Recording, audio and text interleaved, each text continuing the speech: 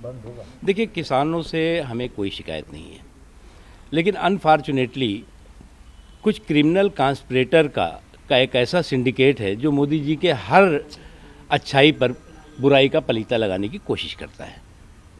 आप इस हिस्ट्री देख लीजिए 6 सालों की।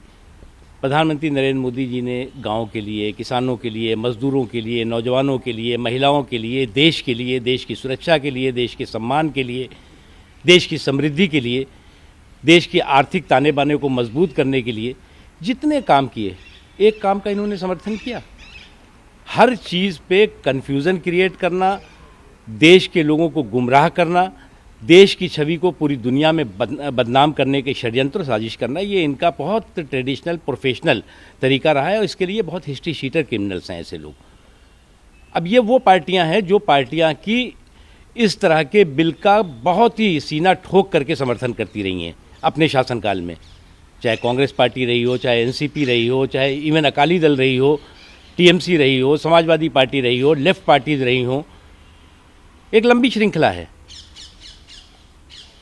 इनकी दिक्कत ये नहीं है, इनकी दिक्कत ये है कि भोले भाले लोगों को, चाहे वो किसान हों या और भी समाज के लोग रहे हों, उनको एक ऐसे गुमराही के रास्ते पर धकेल देते हैं जिसका धकेलने के बाद एग्ज़िट गेट बंद कर देते हैं, ताला लगा देते हैं और देखते हैं कि अगर एग्ज़िट गेट निकलने का रास्ता जो है वो लोग ढूंढ रहे हैं कि अब ये तो हम गलत तरीके से फंस गए, गलत तरीके से हमें गुमराह कर दिया गया, तो अपनी एंट्री कर डालते हैं और एंट्री करके एग्ज़िट गेट पे डबल लॉक कर देते हैं ताकि जो है वो जो लोग निकलना भी चाह रहे हैं वो ना निकल पाए। इन्होंने कभी क्या, प्रधानमंत्री नरेंद्र मोदी जी ने इनसे पूछ करके क्या जो किसानों की आय को दुगनी करने का संकल्प लिया, इनसे पूछ के लिया क्या? किसानों की जो बीमा, फसल बीमा को जो है वो गारंटी दी और उसकी जो है वो इंश्योरेंस की गारंटी दी, वो क्या इनसे पूछ के लिया क्या? किसानों को सम्मान निधि की बात जब की तो क्या ये विपक्ष के लोग जो लोग की गुमराह करने की कोशिश कर रहे हैं उनसे पूछ कर किया गया क्या? हर किसान के खेत तक पानी पहुँचे, बिजली पहुँचे, ये सुनिश्चित किया गया, मोदी जी ने ये सुनिश्चित किया, तो इनके क्या विरोध के कारण किया क्या? तो आज जो कुछ भी हो रहा है वो शुद्ध रूप से किस तरह से सीधे साधे लोगों के कंधे पर अपनी सियासी बंदूक चलाओ और बंदूक चला करके अपनी सियासत की रोटियां सेको, लेकिन उसमें सफल नहीं होंगे ये, क्योंकि नरेंद्र मोदी जी मेरे गांव, मेरे देश, मेरे किसान, मेरे मजदूर के सशक्तिकरण के लिए, सम्मान के लिए पूरी तरह से कमिटेड हैं। एमएसपी की बात है, क्या है एमएसपी की बात? इस दौरान रिकॉर्ड बढ़ोतरी एमएसपी में होती है, ख़रीदारी एमएसपी के माध्यम से होती है, एमएसपी को किसी तरह से कोई छुआ नहीं जाता। अब लगा इनको कि ये तो मामला सब एक्सपोज हो गए, अब तो जो ढोल में पोल दिखाई पड़ा, जो विपक्ष चाहता था वो हो नहीं पा रहा है, तो सब चीज़ें स्पष्ट हो गई।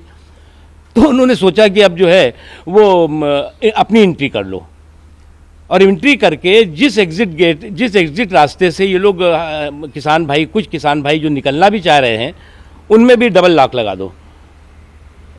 ये शुद्ध रूप से क्रिमिनल कॉन्स्पिरेटर्स हैं जो कि भोले भाले लोगों को गुमराह करके उनकी तरक्की के रास्ते में अलग अलग तरह के कांटे बिछाने की कोशिश कर रहे हैं, सफल नहीं होंगे। राहुल जी कह रहे हैं कि अदानी अंबानी का कानून है और किसान भी कह रहे हैं कि सभी बिल वापस लो। देखो भैया, एक बात बताऊं मैं, ये कांग्रेस पार्टी राहुल का चोचला और लफाजी का घोंसला है, इससे ज़्यादा कुछ नहीं है। और इस राहुल के चोचले और लफाजी के घोंसले वाली पार्टी दिन ब दिन जो है वो पूरी तरह से बर्बाद होती जा रही है, पूरी तरह से एक्सपोज होती जा रही है। अफसोस की बात यह है कि आज कांग्रेस पार्टी वेंटिलेटर पर है और उसके नेताओं का अहंकार और अराजकता एक्सीलेटर पर है। बुरी तरह से ये धाराशायी होंगे, आप चिंता मत करिए। एक सवाल सर, पश्चिम बंगाल का है, आपके लोग ये विरोध प्रदर्शन में आज वहाँ 12 घंटे का बंद भी बहुत गलत हो रहा है। वहाँ पर जो है कॉन्स्टिट्यूशनल जो सिस्टम है वो पूरी तरह से कोलैप्स कर गया है। जो अराजक तत्व हैं उन्होंने जो है वो वहाँ की सरकारी मशीनरी को और सरकार को हाईजैक कर लिया है और वो हाईजैक जो है वो कोई ज़बरदस्ती नहीं हुआ है, बल्कि अपनी इच्छा से जो है वो ये सरकार हाईजैक की हुई है। नमस्कार, मैं हूं मानक गुप्ता। अगर आपको हमारा ये वीडियो पसंद आया हो तो इसे लाइक और शेयर जरूर करें और हाँ, हमें सब्सक्राइब और फॉलो करना ना भूलें ताकि आप देश और दुनिया की कोई खबर मिस ना करें। तो जुड़े रहिए हमारे साथ और देखते रहिए न्यूज़ 24।